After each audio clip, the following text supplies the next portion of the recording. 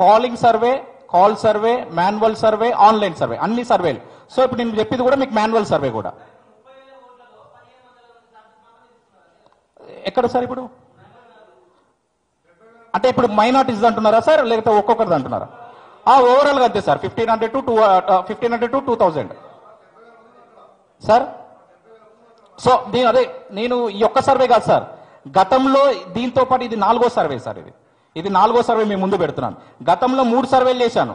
గతంలో 3 సర్వేలు కూడా ఒకసారి 2000, ఒకసారి 3000, ఒకసారి 700 అట్లా చేస్తే దాదాపు ఒక్కొక్క డివిజన్ లో 4 నుంచి 5000 శాంపిల్స్ కూడా తీసుకున్నాం. నా సర్వే కేకే సర్వే తేడా అయిందని ఆయన అడగాలి ఒకటి. నేను ఇంకొకటి మీకు ఇంతకుముందు చెప్పాను మైపల్లన్న, నేను ఒకరిని విమర్శించాను. సో ఆయన సర్వే ఆయన చెప్పుకున్నాను, నా సర్వే నేను చెప్తున్నాను. నేను అదే అంటున్నాను. నేను ఏమంటున్నానంటే నా వ్యక్తిగతం కొంత నేను ఎవరిని కూడా నా లైఫ్ లో విమర్శించలేదు, విమర్శించను కూడా.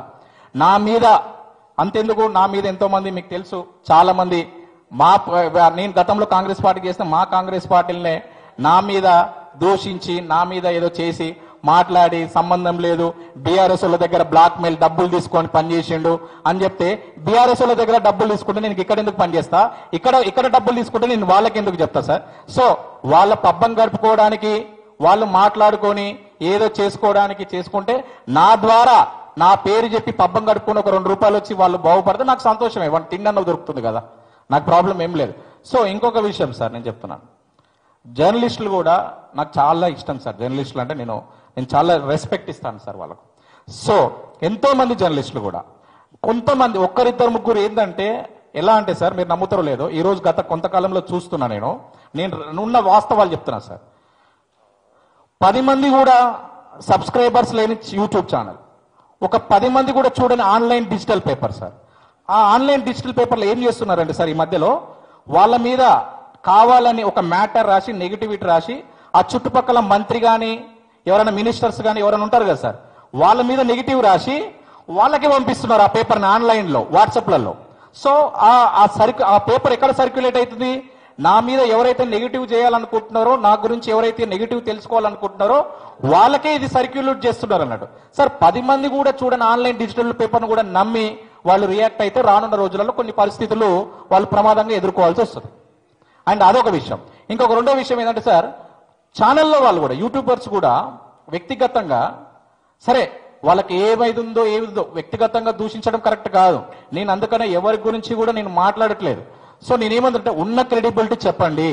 ఇప్పుడు నేను కొంతమంది ఛానల్ ఓపెన్ గా మాట్లాడుతుంటారు, కొంతమంది నిజాలుగా మాట్లాడుతుంటారు. సో మీకు ఇంకొక విషయం కూడా చెప్తున్నాను సార్. నాకు ఇప్పుడు ఈ చిన్న యూట్యూబ్స్ ఛానల్స్ ఇవన్నీ కూడా, తొలి వెలుగు రఘు ఉన్నాడు, ఆయన చాలా బాగా, నేను రెగ్యులర్ గా వాచ్ చేస్తుంటా. అతను ఏదైనా ఉంటే నిజాయితీగా మాట్లాడతాడు, చాలా జాగ్రత్తగా మాట్లాడతాడు. సో ఇంతెందుకు చాలా మంది తీన్మార్ మల్లన్నను విమర్శిస్తారు. సో నాకు తీన్మార్ మల్లన్ననే కరెక్ట్ అనిపిస్తుంది ఒక్కొక్కసారి, ఎందుకంటే అతను చదివే వార్తా విధానం చూస్తుంటే నాకు ఒక్కొక్కసారి అనిపిస్తుంటది.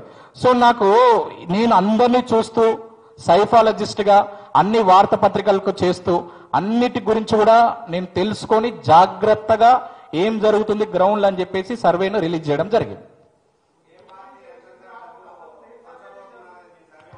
అది నేను ఎట్లా చెప్తాను సార్, నాకు తెలియదు, అది తెలియదు సార్.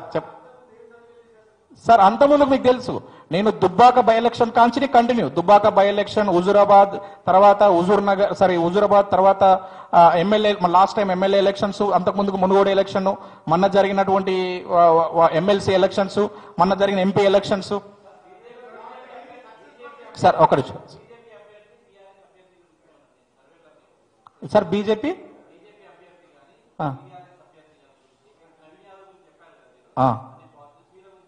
ఉన్నాయి 100% సార్. ఇప్పుడు బీఆర్ఎస్ సార్, నేను బీఆర్ఎస్ చెప్తున్నా, బీఆర్ఎస్ కి క్యాండిడేట్ మైనస్, ఓపెన్ గా చెప్తున్నాను.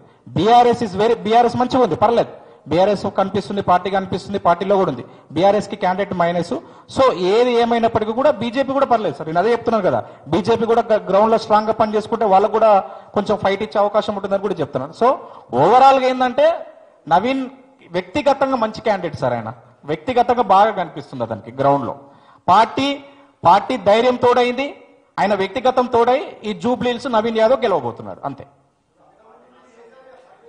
సార్. అన్ని సక్సెస్ సార్. మీరు అదే మనం కూర్చుని ఒకసారి నేను కావాలంటే చెప్తాను ఎక్కడెక్కడ ఏమేమి చేశాను. నేను ఒక్కసారి కూడా ఫెయిల్ కాలేదు, ఎక్కడ కూడా ఫెయిల్ కాలేదు. చూద్దాం, మా సర్వేలో తెలియని చెప్తున్నాను సార్. Thank you.